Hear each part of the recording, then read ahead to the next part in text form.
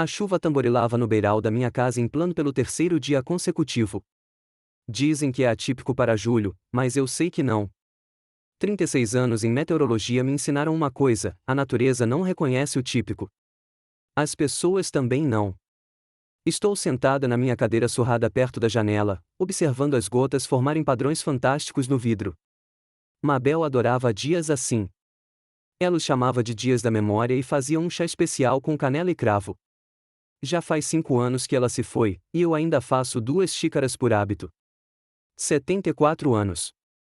É engraçado como o tempo nos transforma em estranhos em nossos próprios corpos. Olhei no espelho esta manhã e não reconheci este velho grisalho com rugas profundas. Por dentro, ainda sou o mesmo burro mage que um dia subiu no telhado de estações meteorológicas para consertar equipamentos e conseguia prever tempestades pelo cheiro do ar. O telefone vibra em cima da mesa. Quinton, meu filho de 39 anos, raramente liga, geralmente quando fica sem dinheiro antes do pagamento. A última vez foi há 3 semanas, por causa da hipoteca de um carro novo. Como avaliador imobiliário, ele ganha um bom dinheiro, mas o dinheiro escapa por entre seus dedos. Atendi após o 5º sinal de descagem. Pai, você se lembra do jantar hoje à noite? Sua voz soava inaceitavelmente alegre. Sinceramente, eu não me lembrava de jantar nenhum, mas não admitia. Diriam que eu tinha demência senil, como da última vez que esqueci o aniversário do meu neto. É verdade, não fui avisado na época, mas quem vai saber? Claro que lembro, menti. Na casa da N, 19 horas. 18h30, pai, corrigiu Quinton com um toque de irritação. Não se atrase. Ela tem uma grande novidade. Annie sempre traz grandes novidades. Minha filha mais velha, de 36 anos, tem a incrível capacidade de transformar cada acontecimento da sua vida no centro do universo. Da última vez, a grande novidade foi que ela trocou o carro por um mais luxuoso. Antes disso, ela se matriculou em um curso de francês, que desistiu depois de 2 semanas. Depois do telefonema, subi para me trocar. Meu guarda-roupa é modesto, algumas camisas, uma calça, 2 casacos. A Mabel sempre se certificou de que eu estivesse arrumada e, mesmo depois que ela foi embora, tento manter essa tradição. Escolhi o casaco azul marinho que ela me deu no nosso último aniversário de casamento. A casa de Anis fica em um bairro nobre em Plan. Tem 2 andares, um gramado impecável e um lago ornamental. Todos esses excessos são pagos com dinheiro do seu segundo marido, um advogado bem-sucedido que não suportava o seu temperamento e fugiu após 3 anos de casamento. A recompensa, no entanto, foi generosa. Ao chegar à casa da minha filha, notei vários carros desconhecidos, então não haveria apenas filhos e netos. Suspirando, preparei-me para uma noite de sorrisos falsos e conversas superficiais. A porta foi aberta pela minha filha mais nova, Edra, de 32 anos, a mais sensata das minhas filhas, contadora de profissão. A única que não me pede dinheiro, também não me liga. Oi, pai, disse ela. Abraçou-me desajeitadamente, como se estivesse abraçando um manequim. Chegou bem na hora. Já estão todos aqui. A família inteira estava reunida na sala de estar, Quinton e sua esposa, Darlene, e seus gêmeos de 12 anos, Edra, e, claro, a dona da casa, Anis. Sentado ao lado dela estava um homem desconhecido, de 40 e poucos anos, com uma barba bem cuidada e um terno de aparência cara. Lá está o papai, exclamou Anis com uma alegria exagerada. Agora podemos começar. Assenti silenciosamente e sentei-me na cadeira perto da lareira.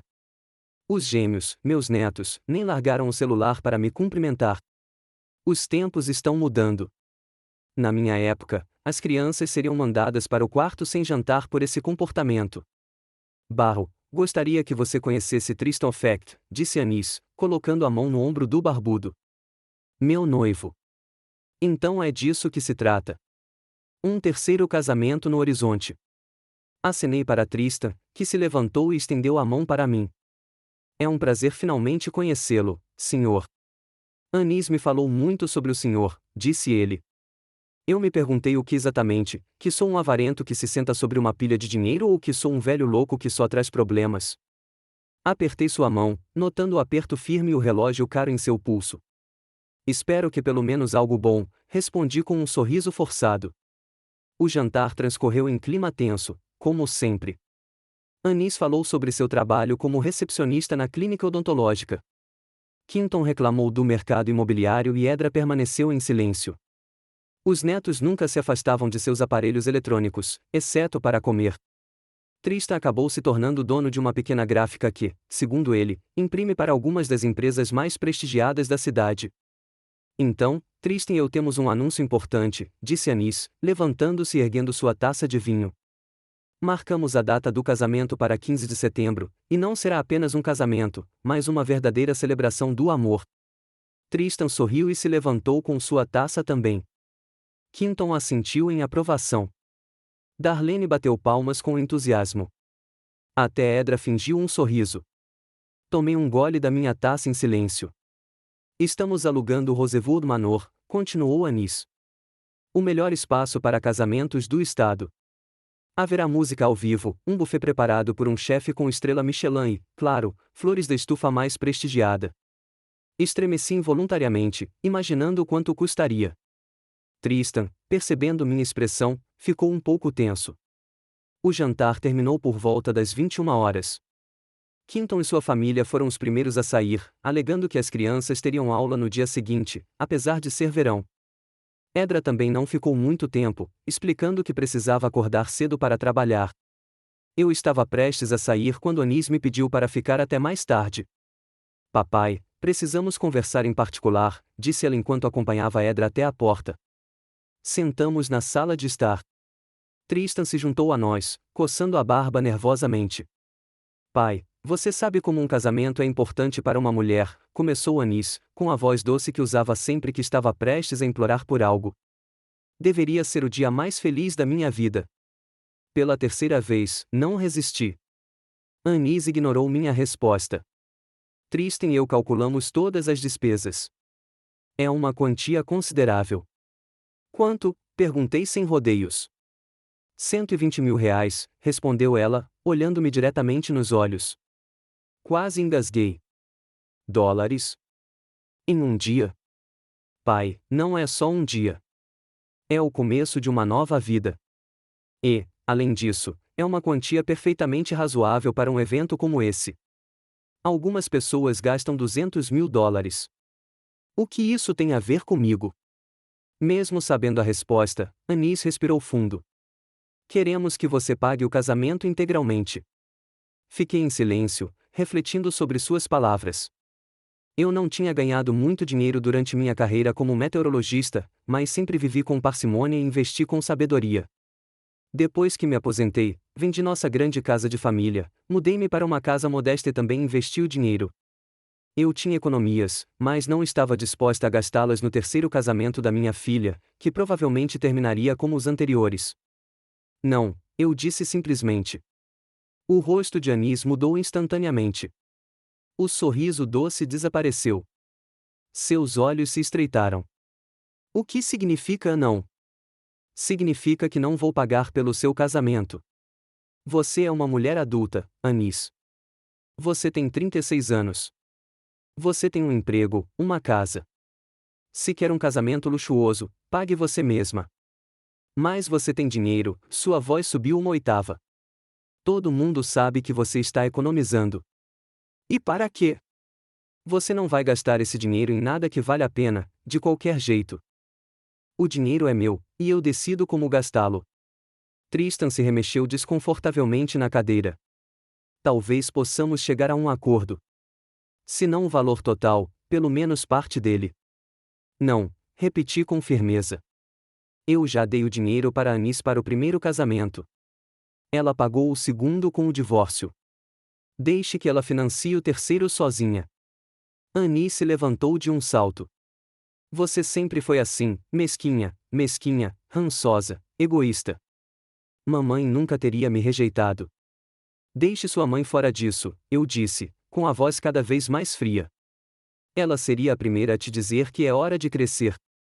Ah, você odeia me ver feliz, gritou Anis. Sempre detestou.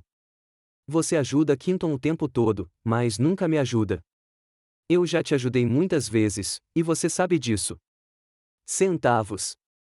Você me deu centavos quando tinha milhões no banco. Balancei a cabeça. A ideia que ela tinha da minha situação financeira estava longe da realidade, mas eu não iria dissuadi-la. Essa conversa acabou. Eu não vou pagar o seu casamento.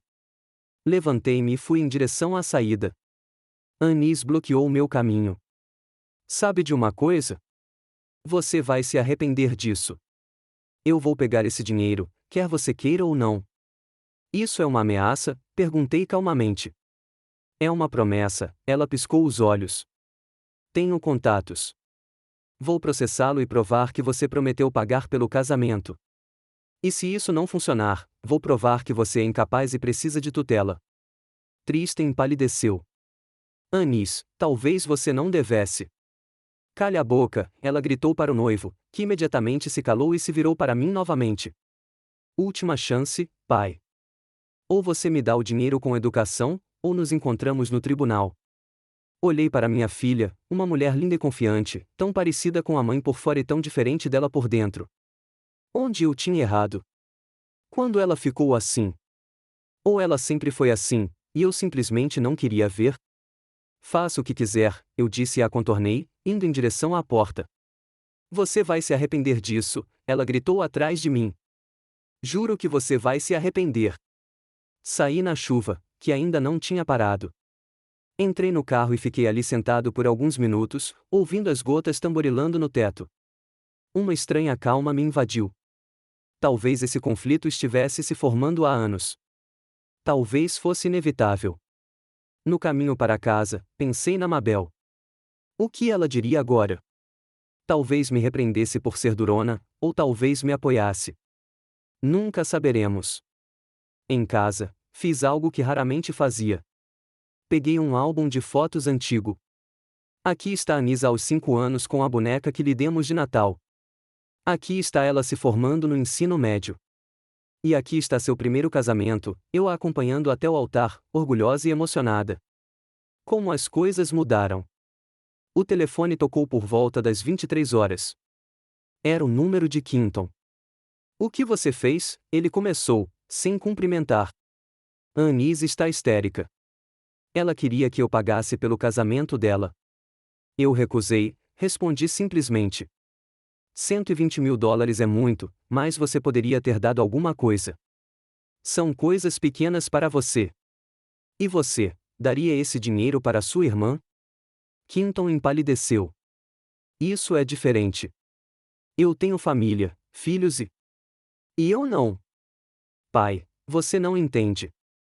Ela está falando sério. Ela já conversou com um advogado.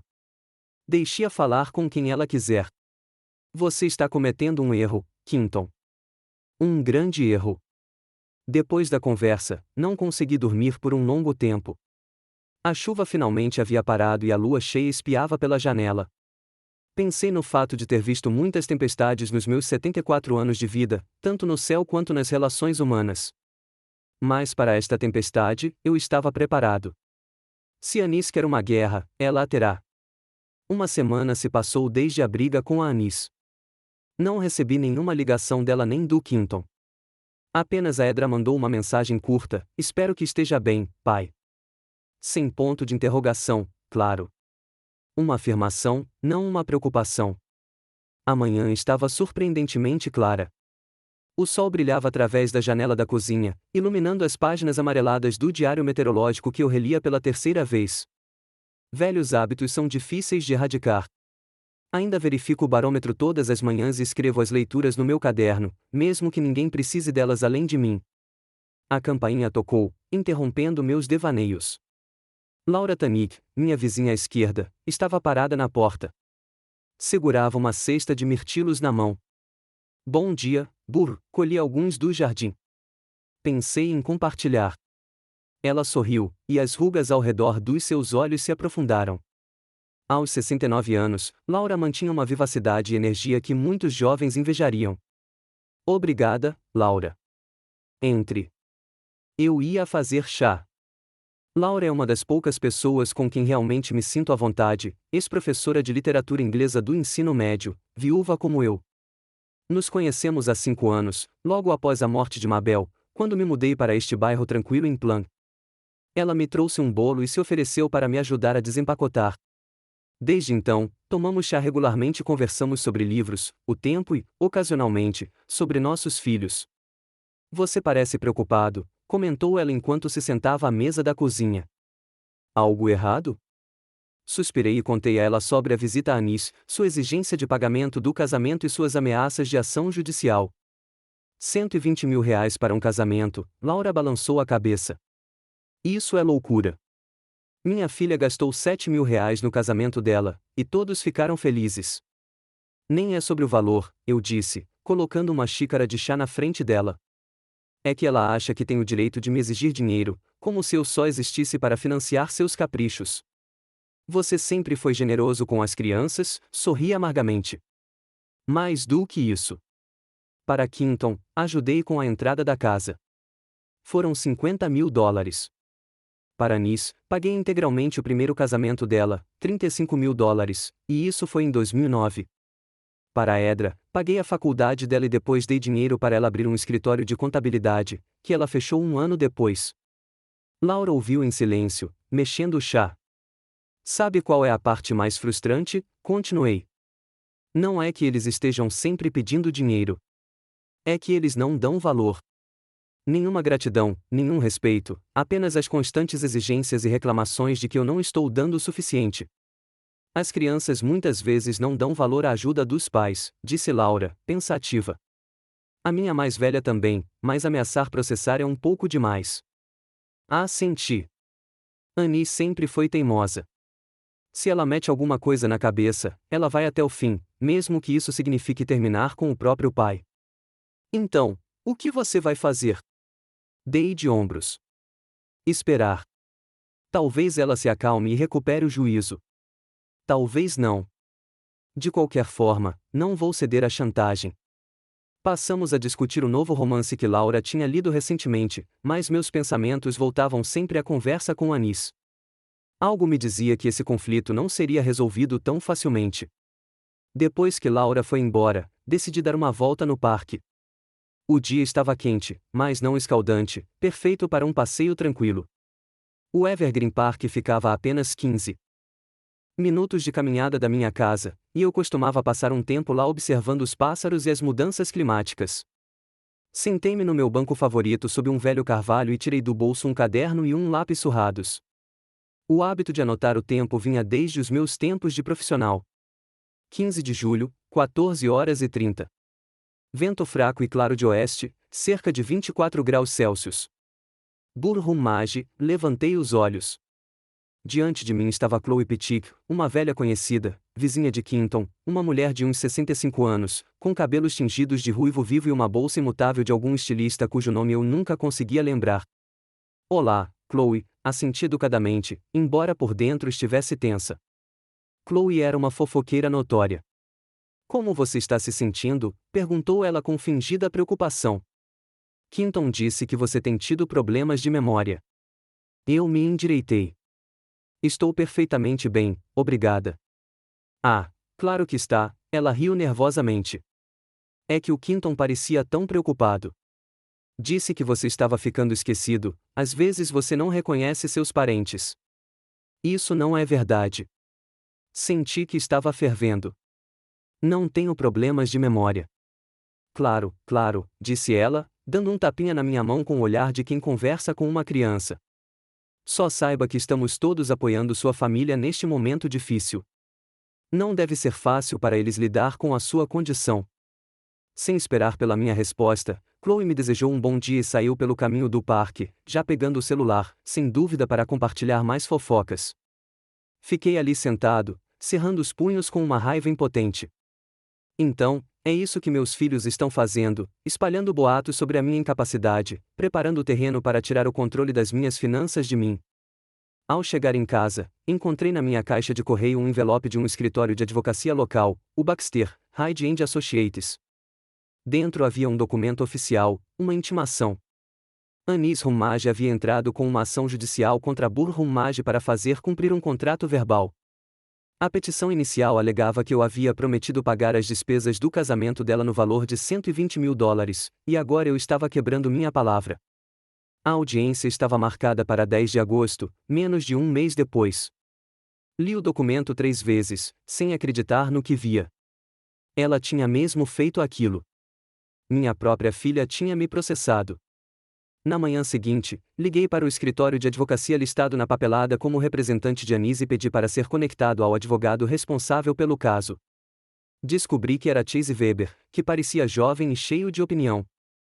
Sr. Rumage, estou representando sua filha neste caso, começou ele em tom formal. Espero que possamos resolver esta questão sem estresse excessivo para todas as partes. Que tipo de acordo você está propondo? Perguntei sem rodeios. A senhorita Rumage está disposta a fazer concessões. Em vez dos $120.000, ela aceitará $90.000, sujeitos a pagamento imediato. Isso não é uma concessão, Sr. Weber. É extorsão. Nunca prometi pagar o casamento da minha filha. Temos testemunhas prontas para depor o contrário. Sua voz tornou-se mais áspera. Seu filho, Quinton, e o noivo da senhorita Rumage, Sr. Ofect, testemunharão sob juramento que o senhor fez tal promessa durante um jantar em família. Senti um arrepio percorrer-me a espinha. Eles estão dispostos a cometer perjúrio no tribunal, a minha própria família. Além disso, continuou o advogado, se não chegarmos a um acordo, a senhorita Rumage será forçada a levantar a questão da sua incapacidade. Temos depoimentos de vizinhos e conhecidos sobre a deterioração do seu estado mental. Isso é uma ameaça? Minha voz soou calma, embora as coisas estivessem fervendo por dentro. É uma realidade, Sr. Rumage. Pense na oferta. Você tem 48 horas. Ele desligou, e eu continuei sentado, segurando o telefone com força. Dezenas de pensamentos passaram pela minha cabeça. Eles tinham pensado em tudo. Se eu não desse o dinheiro para o casamento, eles tentariam provar que eu era incapacitado e tomariam o controle de todos os meus fundos. E com testemunhas suficientes que perjuraram, eles poderiam fazer isso. Liguei para a Edra. De todos os meus filhos, ela era menos envolvida naquela história, e talvez ainda tivesse um pouco de consciência. Pai, aconteceu alguma coisa? Sua voz soava cautelosa. Você sabe que sua irmã está me processando? Uma pausa. Sim, ela disse. E o que você acha disso? Pausa mais uma vez, mais longa. Acho que é uma questão de família que vale a pena resolver fora do tribunal. Ela quer $90.000 para o casamento, Edra. Ou vão tentar me declarar incapacitado. Eu sei, sua voz ficou mais baixa. Quinton já me pediu para corroborar o depoimento dele sobre a sua condição. Meu coração disparou. E o que você disse? Eu disse que não me envolveria, mas também não vou te ajudar, pai. Esta é a sua guerra e da Anis. Quero ficar fora disso. Depois de conversar com Edra, fiquei sentado olhando pela janela por um longo tempo. As nuvens estavam se fechando. Uma tempestade se aproximava. Eu precisava tomar uma decisão, e rápido. Uma hora depois, eu estava no escritório do advogado Oliver Cope, um homem idoso, com olhos astutos por trás de óculos grossos. Ele tinha fama de ser um advogado durão, mas honesto. Contei-lhe toda a situação sem omitir detalhes. Eles estão falando sério, comentou Cope após analisar a intimação. E tem um plano. Qual é o seu conselho? Ele tirou os óculos e esfregou a ponta do nariz. Sr. Rumage, preciso perguntar primeiro se houve mesmo uma promessa de pagar o casamento da sua filha? Não. Categoricamente, não. Ótimo. Agora, em relação à sua capacidade, você tem alguma deficiência cognitiva diagnosticada, problemas de memória, de tomada de decisão? Nenhum. Faço um exame físico anual. O último foi há 3 meses. O médico não notou nenhum problema de saúde mental. Cope assentiu. Ótimo. Podemos solicitar um exame médico para refutar as alegações deles, mas, mais importante, precisamos de testemunhas que atestem sua capacidade e sua falta de promessas sobre o casamento. Pensei em Laura. Ela podia atestar minha sanidade, mas só sabe do casamento pelas minhas palavras. Mais uma pergunta, continuou Cope. Você mencionou que ajuda as crianças financeiramente. Há alguma documentação que comprove esses pagamentos? Sim, guardei recibos e extratos de conta. Sempre fui pedante com finanças. Ótimo. Isso pode nos ajudar a mostrar que você não está se recusando a ajudar crianças por princípio, mas que tem o direito de escolher como administrar seus fundos. Conversamos por mais uma hora, mais ou menos, discutindo estratégias de defesa. Antes de ir embora, fiz a pergunta que mais me preocupava: e se eles ganharem? E se o tribunal me considerar incompetente? Coupe me olhou diretamente nos olhos. Então você perderá o controle das suas finanças. O tribunal nomeará um tutor, provavelmente um dos seus filhos. Ele poderá administrar seu dinheiro, supostamente no seu melhor interesse. Quer dizer que eles terão acesso a todas as minhas economias? Exatamente. E considerando que já demonstraram disposição para fazer tudo por dinheiro. Ele não terminou a frase, mas eu entendi. Meus filhos poderiam me levar à falência total, ilegalmente. Há outra opção, disse Coupe após uma pausa. Podemos entrar com uma reconvenção. Com base em quê? Calúnia, abuso emocional, tentativa de fraude. Se tivermos provas de que estão intencionalmente espalhando informações falsas sobre seu estado mental para obter controle de suas finanças, isso é uma acusação grave. Fiquei pensando. Uma ação judicial significaria um rompimento total com as crianças. Mas, por outro lado, eles não foram os primeiros a cruzar essa linha? Você precisa de um tempo para pensar? Perguntou Coupe, percebendo minha hesitação. Não, balancei a cabeça. Preparem uma contraofensiva. Se eles querem guerra, eles a terão. Uma tempestade começou quando eu estava saindo do prédio. Grandes gotas de chuva batiam na calçada e trovões ribombavam ao longe. Levantando a gola do meu casaco, corri para o carro, sentindo-me estranhamente aliviado. A decisão estava tomada. Agora eu precisava reunir evidências e me preparar para a batalha. No caminho para casa, passei no banco e pedi extratos de todas as contas dos últimos 5 anos. Eu precisava documentar cada ajuda prestada a crianças, cada doação, cada empréstimo. Eu estava especialmente interessado nas transações do último ano, quando estive doente com pneumonia e estava particularmente vulnerável. O caixa do banco, um jovem de barba bem aparada, ergueu as sobrancelhas ao ver a quantidade de informações solicitadas, mas não fez nenhuma pergunta. 40 minutos depois, eu tinha uma pasta grossa de extratos em mãos. À noite, espalhei os documentos sobre a mesa e comecei a estudá-los metodicamente. Quinton tinha $50.000 como entrada para uma casa 3 anos antes. Para ele, $12.000 para um carro novo no ano passado. Anis, $35.000 para seu primeiro casamento, outros $20.000 para reparos na casa após o divórcio. Edra, $48.000 para educação, outros $30.000 para abrir um negócio. Separadamente, destaquei as transações estranhas do último ano. Em fevereiro, quando eu estava no hospital com pneumonia bilateral, $15.000 foram sacados da minha conta. Não me lembrava de ter dado ordem a ninguém para essa transação. Em março, quando eu ainda estava me recuperando em casa, outros $10.000. Em abril, $8.000. Algo não batia. Eu certamente não autorizei esses saques. A única explicação é que alguém usou a procuração que assinei antes de ser hospitalizada. A procuração foi emitida para Anis e Quinton para que pudessem pagar minhas contas enquanto eu estivesse incapacitada. Fiz cópias de todos os documentos e coloquei-as numa pasta separada para o Coupe. Depois liguei para a Laura. Você não vai acreditar no que está acontecendo, eu disse quando ela atendeu. Contei a ela sobre a intimação, a reunião com o advogado e as transações estranhas que descobri. É horrível, percebi a indignação genuína em sua voz. Como eles podem fazer isso com o próprio pai? O dinheiro muda as pessoas, Laura. Ou talvez apenas mostre a verdadeira face delas. O que você vai fazer? Lute contra isso. Estou entrando com uma reconvenção e preciso da sua ajuda. Você poderia ser uma testemunha? Confirme que estou sã e com bom senso. Claro, ela respondeu sem hesitar. Só me diga quando e onde. Depois de conversar com a Laura, senti uma onda de energia. Sim, meus próprios filhos me traíram. Sim, eles estão dispostos a mentir e manipular para se apoderarem do meu dinheiro. Mas eu não desistiria sem lutar. No dia seguinte, levei a papelada para a Coupe e o instruí formalmente a preparar uma reconvenção. Ele examinou os extratos bancários, especialmente interessado nas transações realizadas durante o período da minha doença.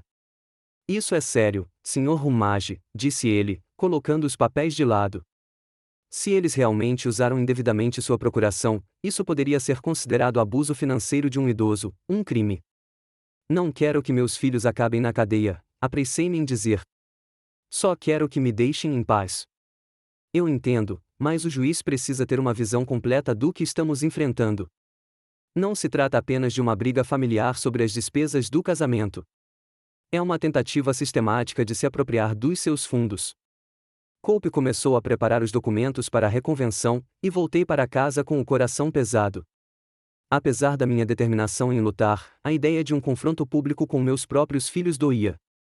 O que diriam os amigos, os vizinhos? O que Mabel diria se visse no que nossa família havia se transformado? Naquela noite, o telefone tocou. O número de Quinton. Anis disse que você contratou um advogado, começou ele, sem cumprimentá-la. O que eu deveria fazer? Minha filha está me processando. Você poderia simplesmente dar o dinheiro a ela, e tudo isso acabaria, dizia a irritação em sua voz. Por que você está sendo tão teimoso? Está com pena de si mesmo? Não se trata de dinheiro, Quinton. Trata-se de princípios. Não prometi pagar o casamento da Anis e não vou ceder a chantagens. Chantagem? Ele bufou. Você está sendo dramática. Ela só quer um casamento bonito, e você se recusou a ajudar por despeito. E os $33.000 que você e a Anis sacaram da minha conta enquanto eu estava doente? Uma longa pausa. Foi uma despesa de emergência para o seu próprio bem. Despesas de emergência de $33.000. E por que não vi um único cheque, nem um único recibo? Olha, pai, seu tom mudou para conciliador. Vamos simplificar. Você só dá o dinheiro para Anis para o casamento. Ela desiste do processo e todos nós nos tornamos uma família feliz novamente. E se eu recusar, você terá que lidar com as consequências. Anis está falando sério. Ela tem um bom advogado e não está sozinha. Eu a apoio. Você está disposto a cometer perjúrio no tribunal? Afirmar que prometi pagar pelo casamento, mesmo sabendo que não é verdade? Farei o que for preciso para proteger minha família. Protegê-la de quem, Quinton? De mim. Do seu pai, que passou a vida inteira cuidando de você? Ele não respondeu. Então continuei, sabe qual é a parte mais triste? Nem estou surpresa. Vi você e a Anis manipularem e usarem as pessoas durante anos. Só não imaginei que chegaria o dia em que vocês se voltariam contra mim. Essa é a sua resposta final? Perguntou ele friamente. Sim. Não vou dar dinheiro para o casamento. E, além disso, estou processando você por abuso financeiro e calúnia. Vejo você no tribunal, filho. Desliguei o telefone, sentindo uma estranha mistura de amargura e determinação. O caminho de volta estava bloqueado. Agora, tudo o que me restava era seguir em frente, rumo a uma batalha que eu jamais quis travar, mas que não podia mais evitar. A cada dia que nos aproximava do julgamento, eu me aprofundava mais nos meus preparativos. Oliver Cope havia me aconselhado a reunir o máximo de documentação possível para comprovar meu sustento financeiro para as crianças ao longo dos anos. Isso era para demonstrar ao tribunal que eu não era um velho mesquinho e sem coração, mas um pai atencioso que havia acabado de decidir finalmente estabelecer limites. De manhã, tirei caixas velhas de papéis da despensa. Mabel sempre me provocava por causa do meu hábito de acumular cada recibo, cada conta, cada contrato. Quando você morrer, burro, as crianças vão ter que alugar um caminhão para levar todos os seus papéis embora, ela costumava dizer com um sorriso. Mas naquele momento, aquele pedantismo poderia ter me salvado. Organizei os papéis por ano e comecei a estudá-los metodicamente. Aqui estava um cheque de $20.000 do ano de 2007, a entrada para a faculdade de Edra. Aqui está um contrato de empréstimo com Quinton datado de 2012, de $35.000 para comprar seu primeiro carro, que ele nunca pagou. E aqui estão as despesas do primeiro casamento de Anis, desde o vestido até o aluguel do salão e o buffet. Um telefonema interrompeu minha busca. Era o Cope. Sr. Rumage, temos um problema. Sua voz normalmente calma soou tensa. Acabei de receber uma notificação do advogado da sua filha. Eles entraram com um pedido de avaliação psiquiátrica. Apertei o fone. Com base em quê? Eles alegam que o fato de você ter descumprido a promessa de pagar pelo casamento pode ser um sinal de demência incipiente. Eles têm depoimentos de vários conhecidos e vizinhos que supostamente notaram sinais de comprometimento cognitivo em você. Isso é uma mentira descarada. Minha voz tremeu de raiva. Eu sei, disse Cope, tranquilizador, mas o tribunal pode deferir o pedido. Nesse caso, você terá que ser avaliado por um psiquiatra indicado pelo tribunal. E o que isso significaria para o nosso caso? Se o examinador confirmar a sua capacidade, e tenho certeza de que o fará, isso só fortalecerá o nosso caso. Mas o simples fato de terem tomado tal medida mostra até onde estão dispostos a ir. Depois da minha conversa com Cope, liguei para o meu clínico geral, Dr. Nielsen, e pedi uma consulta urgente. Ele concordou em me atender no mesmo dia. O Dr. Nielsen, um homem baixo, de bigode espesso e olhos gentis, era meu médico havia 15 anos. Ele ouviu minha história com uma calma profissional. São alegações sérias, Burr, disse ele quando terminei. Mas, do ponto de vista médico, são infundadas. Seus exames e testes recentes não mostram sinais de comprometimento cognitivo.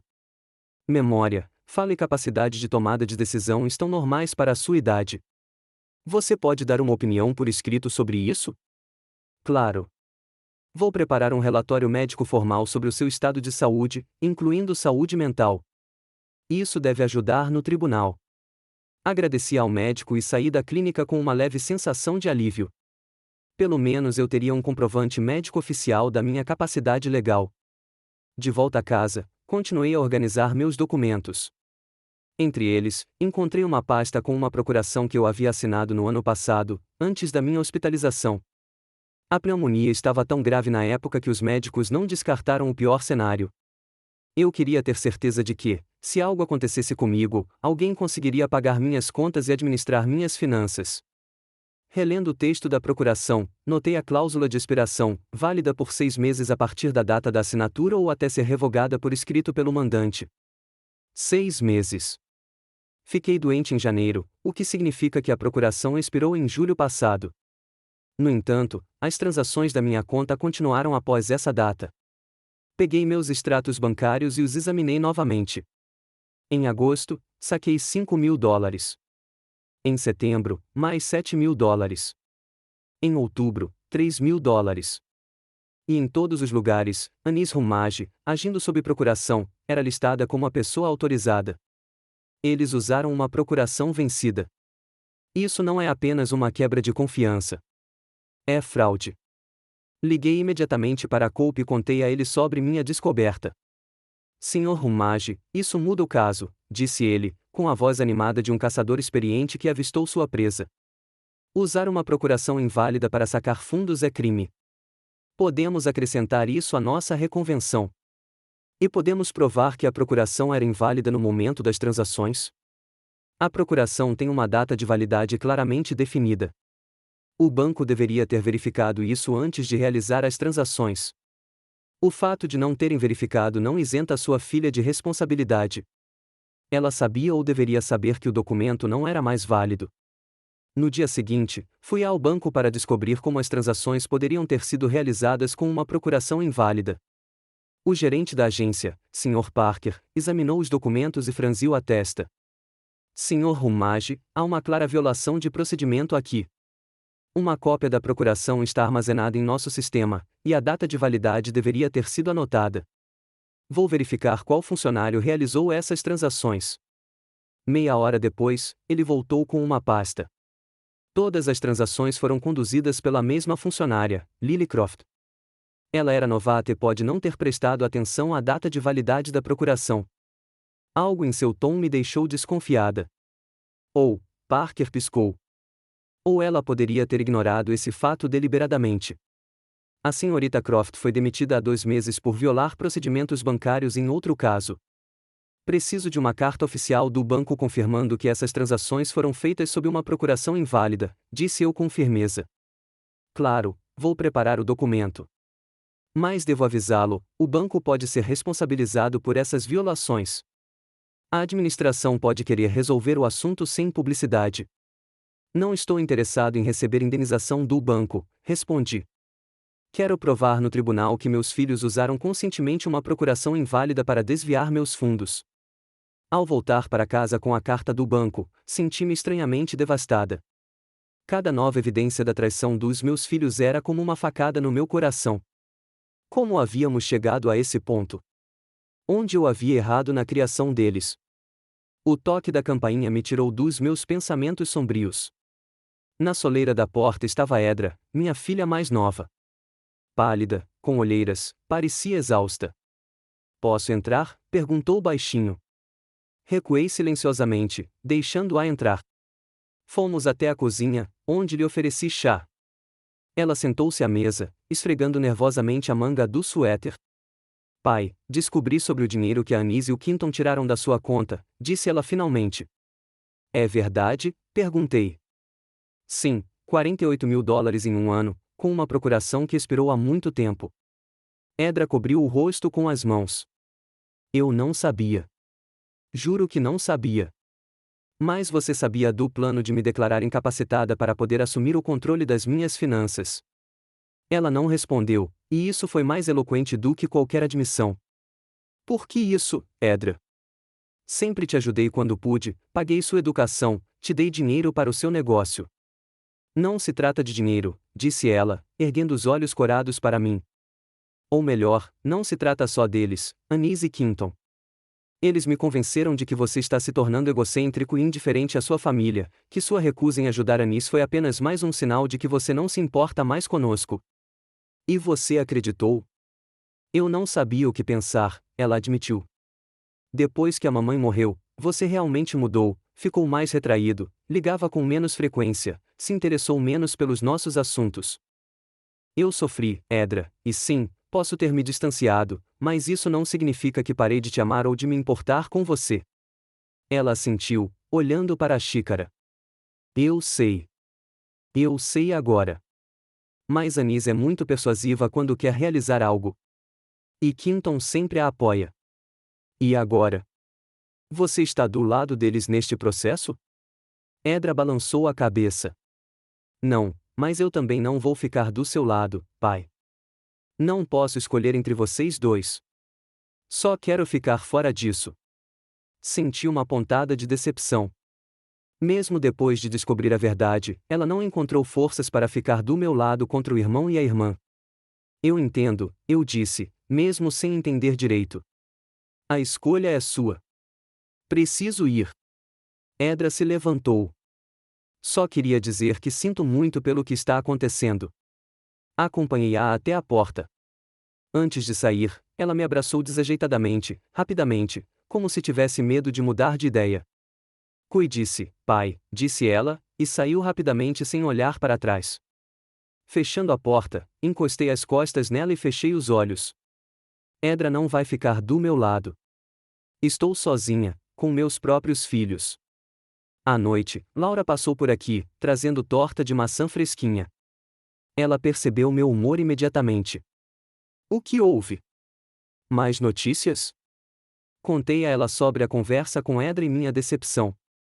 Você esperava que ela me apoiasse? Perguntou Laura, servindo o chá. Eu esperava que pelo menos um dos meus filhos fizesse a coisa certa. Laura mexeu o chá pensativamente. Sabe, às vezes a coisa mais difícil para as crianças é admitir que seus pais podem estar certos e seus irmãos podem estar errados, especialmente se eles estiveram do mesmo lado a vida toda. Mas eles vão mentir no tribunal, Laura. Roubaram meu dinheiro e agora querem tirar tudo o que eu tenho. E é por isso que é tão difícil para Edra aceitar a verdade. Admitir que seu irmão e sua irmã são capazes de tal coisa é desfazer tudo o que ela acreditava sobre sua família. Suspirei. Talvez Laura estivesse certa. Mas isso não tornava as coisas mais fáceis. O que o seu advogado diz? Quais são as suas chances?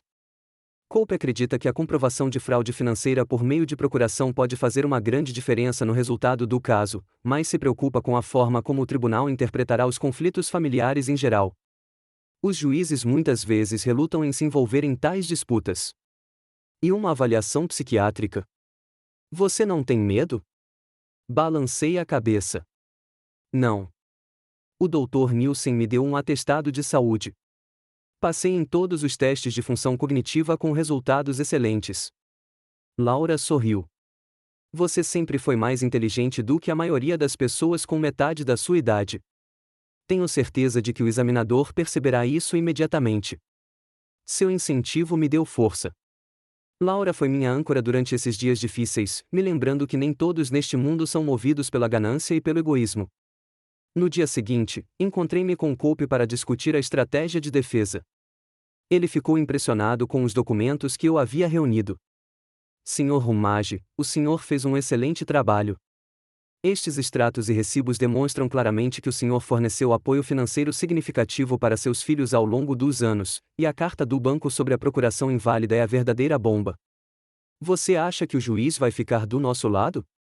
Cope coçou o queixo. Nunca se pode ter 100% de certeza nesses casos, mas temos uma posição forte, especialmente à luz da reconvenção por abuso financeiro. E quanto à avaliação psiquiátrica? O juiz Teddington Yarrow, que cuidará do nosso caso, aprovou a moção. Você terá que ser examinado pela doutora Elizabeth Maynard na próxima terça-feira. Assenti. Estou pronta. Mais uma notícia. Não sei se é boa ou ruim. O advogado da sua filha ofereceu um acordo novamente.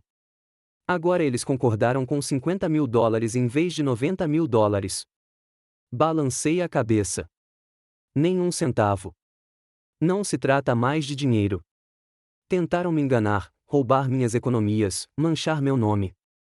Quero que a verdade venha à tona. Cope assentiu, compreensivo. Foi o que pensei.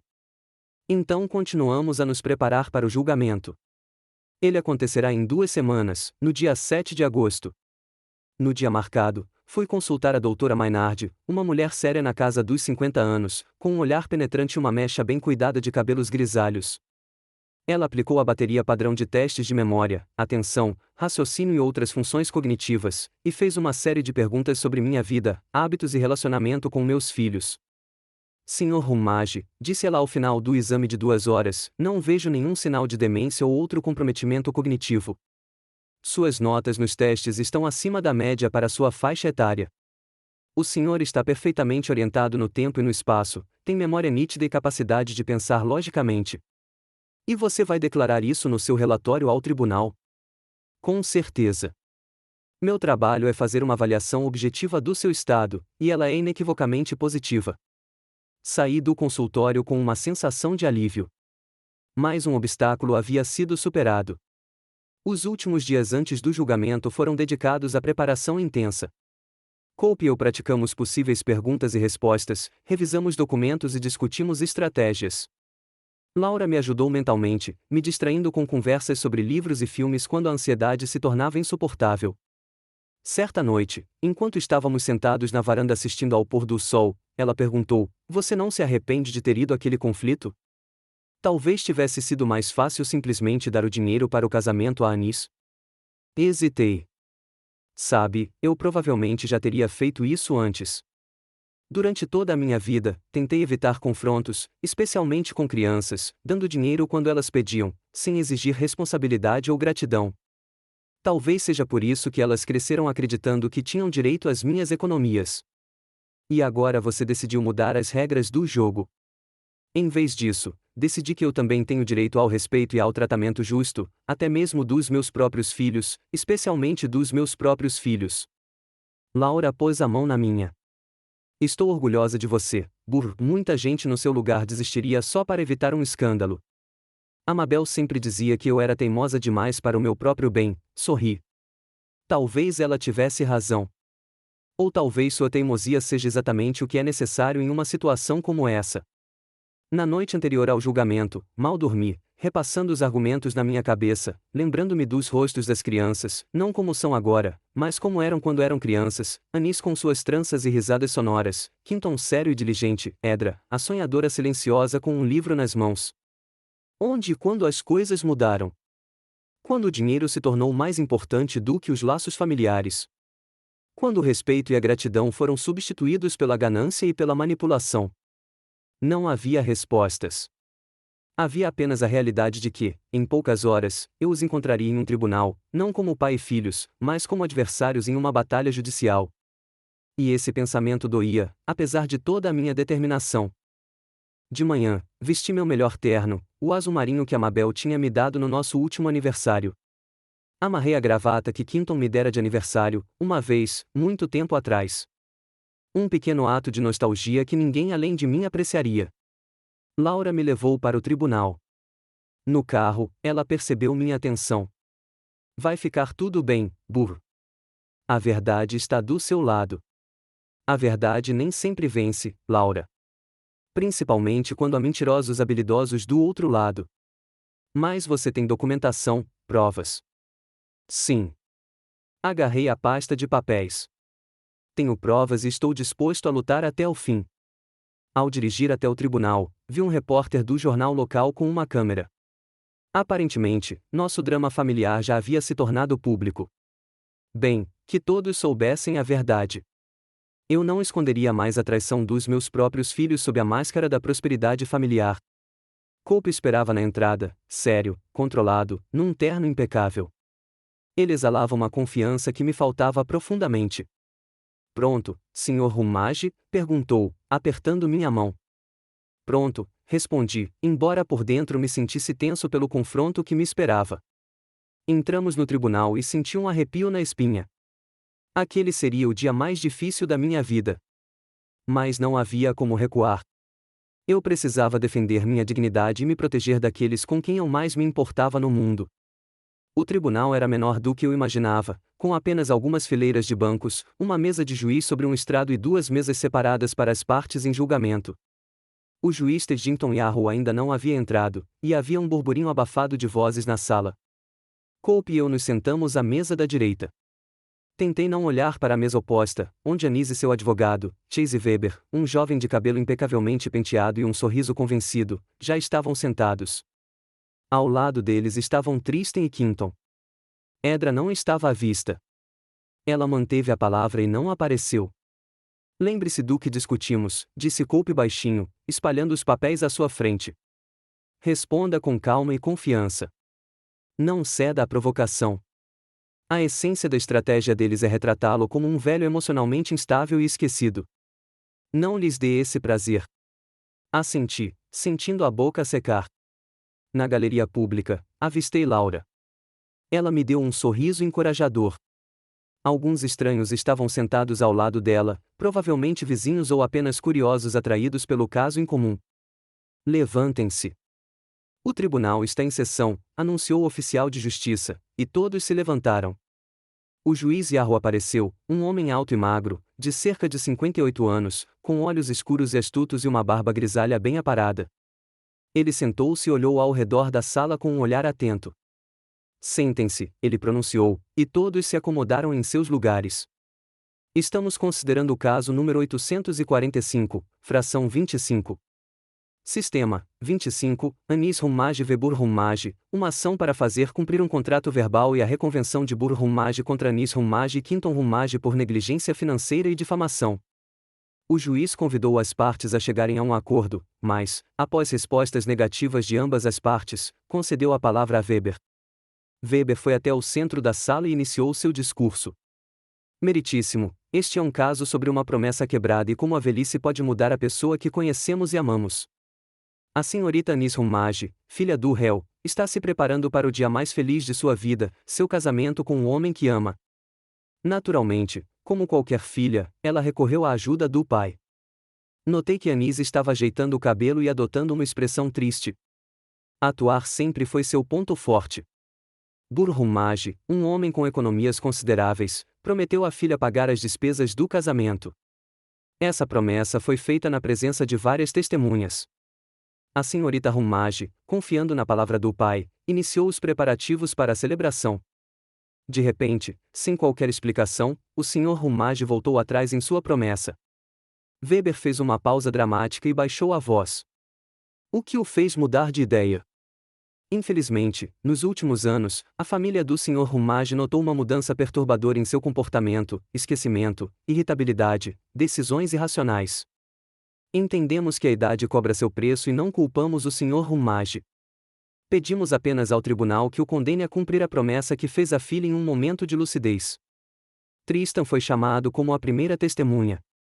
Após prestar juramento, ele começou seu depoimento.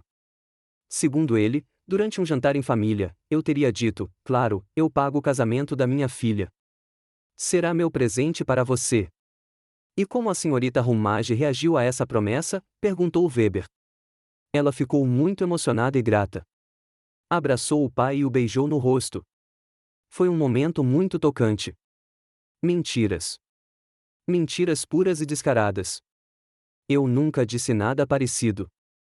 E depois o que aconteceu? Quando o Sr. Rumage mudou de ideia. Tristan suspirou com tristeza fingida. Foi mais ou menos uma semana depois. Anis e eu fomos até a casa dele para discutir os detalhes, e de repente ele disse que não sabia de nenhuma promessa e que não ia gastar dinheiro com o nosso casamento. Cope compareceu para o interrogatório e fez algumas perguntas incisivas sobre os casamentos anteriores de Anis e a falta de provas da minha promessa, além do depoimento de testemunhas. Quinton foi chamado como a próxima testemunha. Seu depoimento ecoou a versão de Tristan, mas ele acrescentou observações sobre meu estado mental, alegando que eu havia me tornado esquecido e às vezes não reconhecia as pessoas. Cope o questionou impiedosamente sobre meu recente exame médico, que confirmou plena capacidade, bem como sobre a assistência financeira que eu estava lhe fornecendo. Em seguida, ele passou para a questão mais dolorosa de todas, a procuração. Em janeiro passado, quando seu pai foi hospitalizado com pneumonia, ele assinou uma procuração em seu nome e no nome de sua irmã Anis. Isso está correto? Sim, para que pudéssemos pagar as contas dele enquanto ele estivesse no hospital.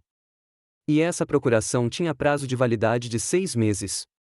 Ou seja, expirou em julho passado. Você sabia disso? Quinton ficou visivelmente tenso. Eu, não prestei atenção na data de validade. Você não prestou atenção. No entanto, após o vencimento da procuração, outros $33.000 foram sacados da conta do seu pai por alguém que se identificou como administrador. Você sabe alguma coisa sobre isso? Era uma despesa necessária para o meu pai. Que tipo de despesa, exatamente? Você tem cheques, recibos? Não consigo me lembrar especificamente agora. Cope apresentou ao tribunal uma carta do banco confirmando transações ilegais sob uma procuração inválida, o que claramente surpreendeu a promotoria. Após o intervalo, Weber chamou Anis ao banco dos réus. Ela estava impecável e contou uma história tocante sobre a importância daquele casamento para ela e como eu supostamente havia prometido pagar por ele e depois não cumpri minha palavra. Cope começou a interrogá-la. Senhorita Rumage, a senhora afirma que seu pai sempre a apoiou. Isso inclui apoio financeiro? Sim, claro. Ele me ajudou sempre que pôde. Por exemplo, pagando integralmente o seu primeiro casamento? Sim, ele fez. E o segundo? Eu mesma paguei o segundo. Com o dinheiro do divórcio do seu primeiro marido, certo? Anis apertou os lábios. Foi uma compensação legal. Cope então abordou a questão da procuração e dos fundos sacados ilegalmente. Anis alegou ter gasto dinheiro com minhas necessidades, mas não conseguiu apresentar nenhuma prova. Cope apresentou ao tribunal o extrato do seu cartão de crédito, comprovando que ela havia feito compras caras em boutiques e joalherias ao mesmo tempo. Seu dinheiro ou dinheiro sacado ilegalmente da conta do seu pai? Perguntou ele. Anis ficou cada vez mais nervosa. E quando Cope apresentou uma cópia impressa de sua correspondência por e-mail com Quinton, discutindo um plano para me declarar incapacitada após o casamento, a fim de obter o controle dos meus bens, seu rosto se contorceu de horror. Senhorita Rumage, esta é a sua correspondência? Perguntou o juiz. Anis parecia ter visto um fantasma. Pode ter sido uma piada. Meu irmão e eu às vezes dizemos coisas assim sem querer dizer nada sério. Uma piada? Cope ergueu uma sobrancelha. A correspondência discute em detalhes qual médico estaria disposto a dar a opinião correta, qual juiz é mais favorável a esses casos e como dividir os bens do Sr. Rumage após assumir o controle deles. Uma piada bem detalhada, não acha? Anis ficou em silêncio, baixando os olhos. Suas mãos tremiam. Então chegou a minha vez de testemunhar. Afirmei firmemente que nunca havia prometido pagar o casamento de Anis, contei sobre meu apoio financeiro às crianças ao longo dos anos e como descobri os saques ilegais da minha conta. A testemunha final foi Laura, que confirmou minha clareza de espírito e relatou como eu compartilhei com ela preocupações sobre o comportamento estranho das crianças.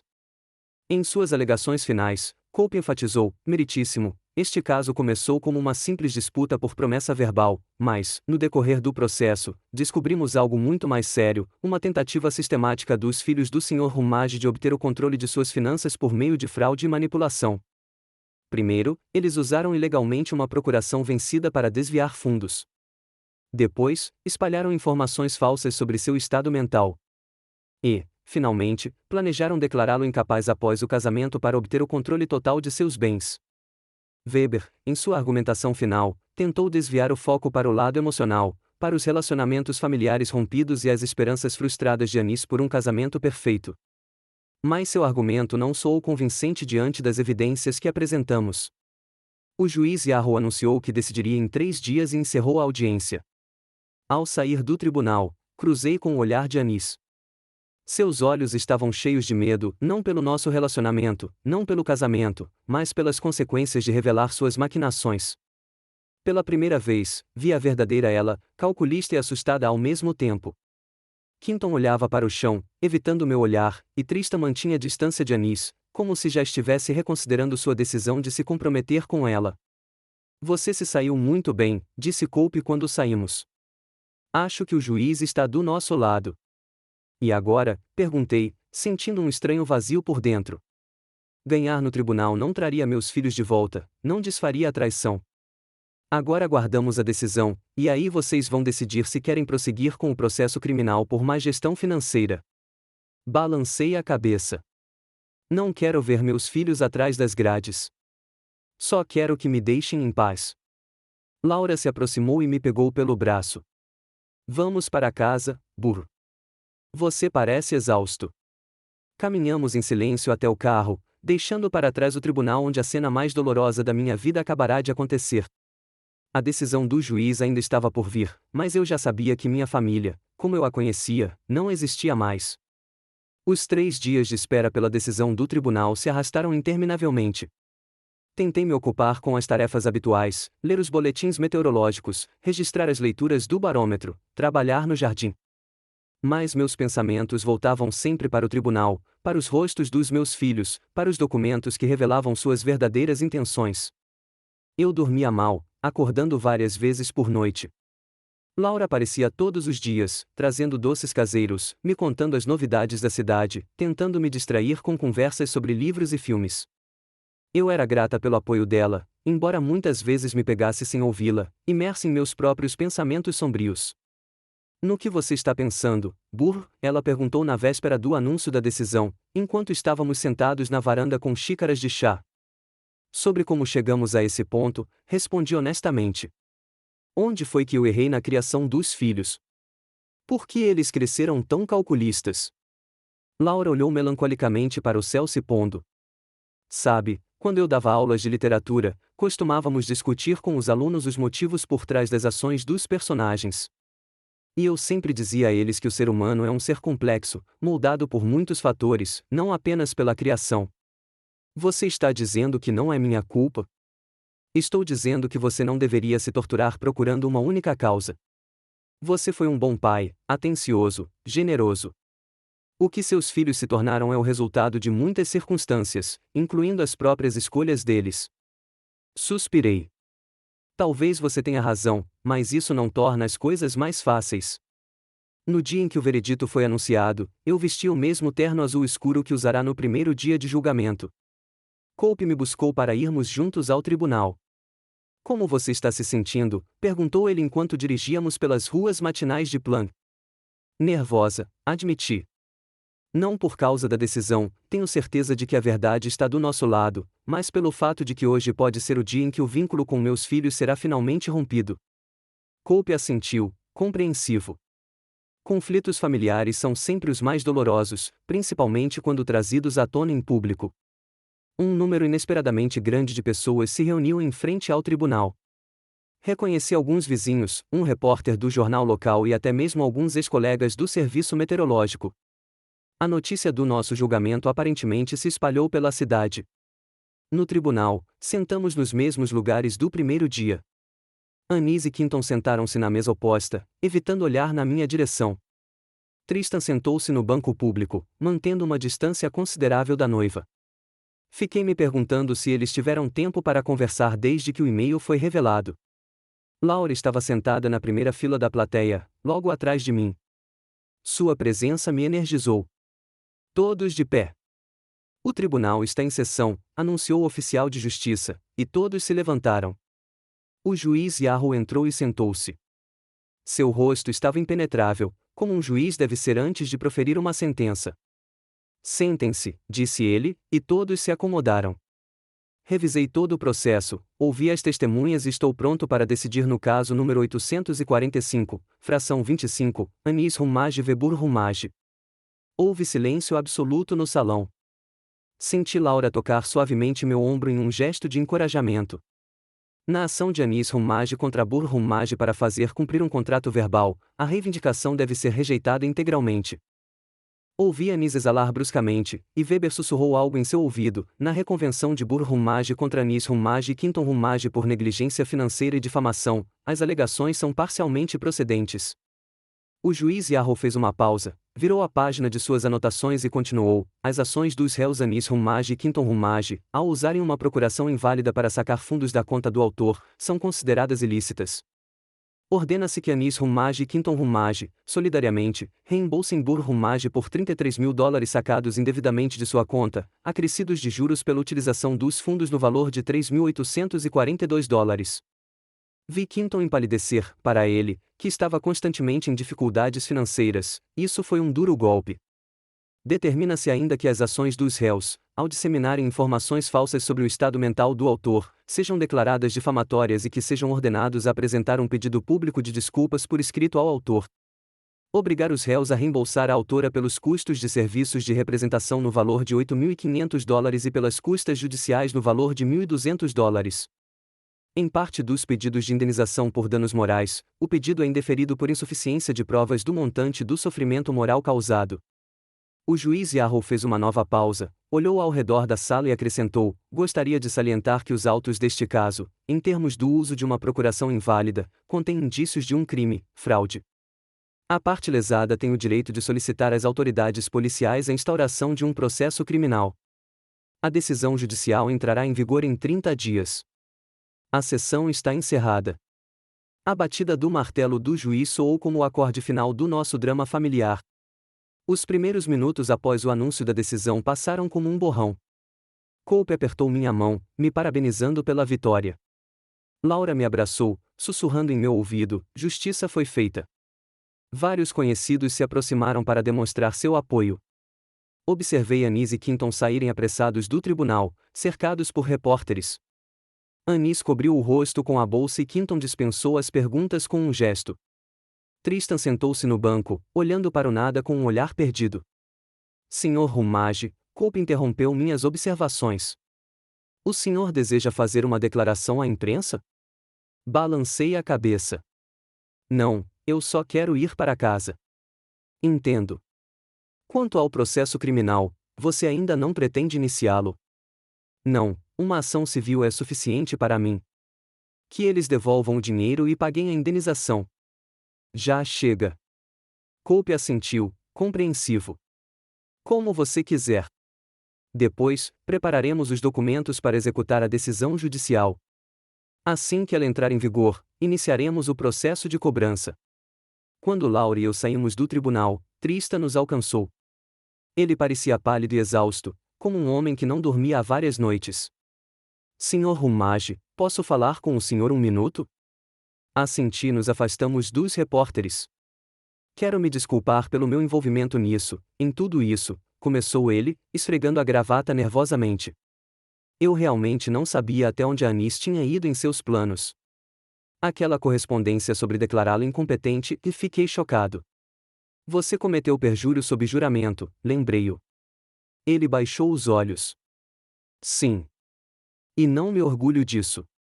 Anis me convenceu de que era a única maneira de conseguir o dinheiro para o casamento, que você estava apenas sendo teimoso, mas que na verdade queria ajudar. E você acreditou nela? Eu a amava. Ou achava que amava. Ele sorriu amargamente. Sabe, depois do julgamento, ela nem falou comigo. Foi direto com Quinton, discutindo como eles pagariam a indenização. Nem uma palavra sobre o nosso futuro, sobre nos casarmos. Eu não sentia a pena dele, mas também não havia regozijo, apenas cansaço e uma vontade de encerrar a conversa. O que você vai fazer? Perguntei. Rompo o noivado. Não posso me casar com uma mulher em quem não confio e que, afinal, não conheço. Ele estendeu a mão para mim. Mais uma vez, peço desculpas por tudo. Eu fui um tolo. Apertei sua mão, sentindo-me estranhamente aliviada por pelo menos uma pessoa nesta história ter tido a coragem de admitir um erro. Em casa, a primeira coisa que fiz foi tomar um banho quente, vestir minha roupa de casa e sentar perto da janela com uma xícara de chá forte. Uma estranha sensação de desolação e libertação me invadiu ao mesmo tempo. A batalha havia sido vencida, mas a que custo? O toque da campainha interrompeu meus devaneios. Na soleira, estava Edra, minha filha mais nova. Pálida, com os olhos avermelhados, parecia que tinha chorado. Posso entrar? Perguntou baixinho. Recuei silenciosamente, deixando-a entrar. Caminhamos até a sala de estar, onde lhe ofereci chá. Ela recusou e sentou-se na beirada do sofá, agarrando a bolsa nervosamente. Eu sei sobre a ordem judicial, começou. A Anis me ligou logo depois da audiência. Ela está histérica. Não é de se admirar, respondi secamente. Pai, vim me desculpar por não ter ficado do seu lado quando você precisou de apoio, por ter duvidado de você. Olhei para ela atentamente. Havia remorso em seus olhos, mas também havia algo mais, cálculo, medo. Era difícil dizer. Por que agora, Edra? Por que não antes, quando seus irmãos planejavam me roubar? Ela baixou os olhos. Eu estava com medo. Anis e Quinton sempre foram mais fortes, mais confiantes. Eu estava acostumada a segui-los sem hesitar. E então, eu realmente não sabia até onde eles tinham ido. Aquela correspondência sobre te declarar incompetente é horrível. Mas você sabia do dinheiro sacado ilegalmente e ficou quieto. Sim. Ela ergueu os olhos vermelhos para mim. E eu não tenho desculpa. Só posso me desculpar e esperar que, com o tempo, você possa confiar em mim novamente. Suspirei. Uma parte de mim queria perdoá-la, acreditar na sinceridade do seu remorso, mas outra parte se lembrava de como ela se recusou a me apoiar quando eu mais precisei. Edra, você é minha filha, e eu sempre te amarei, mas confiança é algo que se conquista, e você me mostrou que não posso contar com você em momentos de necessidade. Eu entendo, ela assentiu, e uma lágrima rolou por sua bochecha. Mas eu quero consertar as coisas. Me dá uma chance, pai. O tempo dirá, respondi após uma pausa. Agora, preciso ficar sozinha para entender tudo o que aconteceu. Edra se levantou. Eu entendo, mas saiba que estou aqui se precisar de alguma coisa, e não vou deixar Anis e Quinton me manipularem mais. Quando ela saiu, fiquei em silêncio por um longo tempo, tentando entender meus sentimentos. Será que Edra estava sendo sincera? Ou seria mais uma manobra dela para garantir acesso às minhas finanças depois que Anis e Quinton fracassaram? À noite, Laura chegou com uma garrafa de bom vinho e ingredientes para o jantar. Achei que você não ia querer cozinhar depois de um dia como este, disse ela enquanto se dirigia à cozinha. E estômago vazio é um péssimo conselheiro em tempos difíceis. Enquanto ela preparava o jantar, um risoto simples, mas saboroso, com cogumelos, contei a ela sobre as visitas de Tristan e Edra. O que você acha? Perguntei quando terminei a história. Edra está realmente arrependida ou isso é só mais uma manipulação? Laura hesitou, mexendo o risoto. Talvez um pouco dos dois. As pessoas raramente agem por um motivo puro. Talvez ela esteja genuinamente arrependida de sua inação, mas também com medo de permanecer isolada quando Anis e Quinton perderem sua confiança. Quer dizer que eu não deveria fechar a porta completamente para ela? Acho que você pode dar a ela uma chance de provar a sinceridade do seu remorso, mas, ao mesmo tempo, manter uma distância emocional até ter certeza dos motivos dela. Jantamos na varanda, observando o sol se pôr lentamente no horizonte, colorindo o céu em tons de rosa e dourado. O vinho era excelente, o risoto estava delicioso e a companhia foi a mais agradável possível.